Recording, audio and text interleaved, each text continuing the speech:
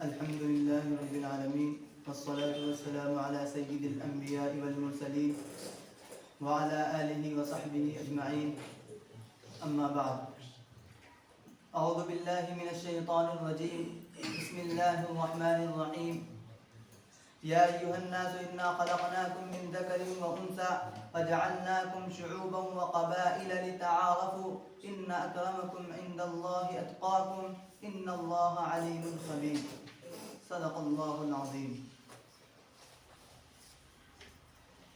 Honorable President, respected teachers and dear friends, on this special occasion I want to shed some light on the topic of equality and justice in Islam. Dear dignitaries, we all are well aware of the fact that Islam is the perfect form of a true religion and a complete code of life. It guides mankind in all spheres of life, be it political, social, economical or religious. The first and the foremost teaching of Islam about equality is that all mankind were created from a single pair of parents. Yet they spread out different climes and develop different languages and different shades of complexion. But they are equal on the basis of humanity and brotherhood, as it is mentioned in Surah Al-Baqarah, chapter number 2, verse number 213, Al-Imran, chapter number 3, verse number 133, Al-Hujurat, chapter number 49, verse number 130, and so on. I would be humble enough to recite one verse with its translation, as the glorious Quran says, يا أيها الناس إنا خلقناكم من ذكر وأنثى وجعلناكم شعوبا وقبائل لتعارفوا إن أكرمكم عند الله أتقاكم إن الله عليم خبير. The ayah means, O mankind, we have created you from a single pair of male and female and made you into races and tribes, so that you may identify one another. Surely the noblest of you in Allah's sight is the one who is the most pious of you. This ayah explains some important points, such as great. Point number 1. The principle of the brotherhood laid down here is based on the broadest foundation, and the differences are only for the sake of identification. Point number 2, the cause of nobility. Point number 3, in Islam, racial pride and ego of the so-called high class were uprooted. Dear listeners, prophetic traditions are full of the equality and justice. Sahih Bukhari, hadith number 5575, Musnad Ahmad, hadith number 6447, Muslim Sharif, hadith number 4721, and so on. In this context, here I would be humble enough to recite one holy hadith.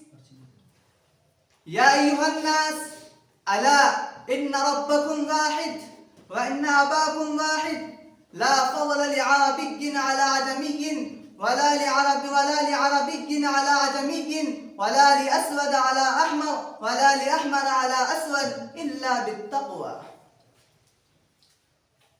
O people, behold, your Lord is one and your Father is one. There is no superiority for an Arab over a non-Arab, neither for a black on a red, nor for a red on a black, except in piety.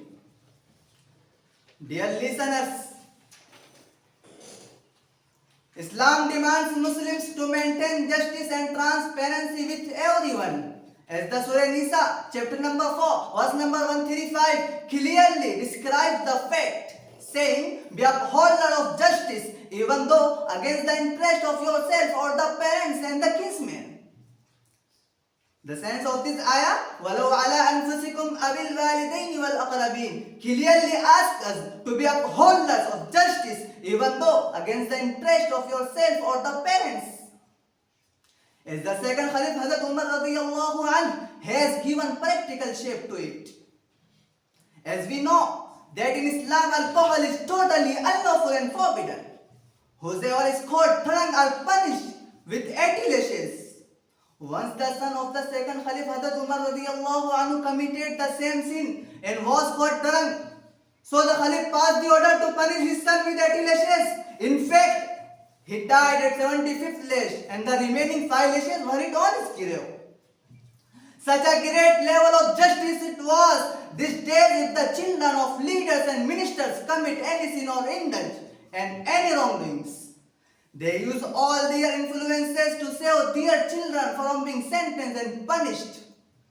Likewise, the Prophet Muhammad sallallahu alaihi wasallam says, "O people, beware of injustice, for injustice shall be darkness on the day of judgment. And those who have not gotten their rights in this life will receive them on the day of judgment." As the Prophet sallallahu alaihi wasallam refers to, on the day of judgment, rights will be given to those whom they are due and wrongs will be redressed.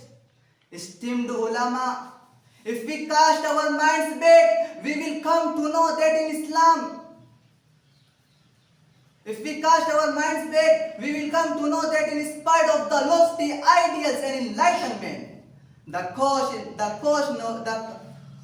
if we cast our minds back, we will come to know that in spite of the lofty ideals and enlightenment, the West did not solve racial problems and equality and injustice, while Islam has achieved success due to its universal teachings and divine section. In short, it laid the foundation stone of democracy and freedom when Europe was fast and asleep and was aware on the spirit of equality and justice.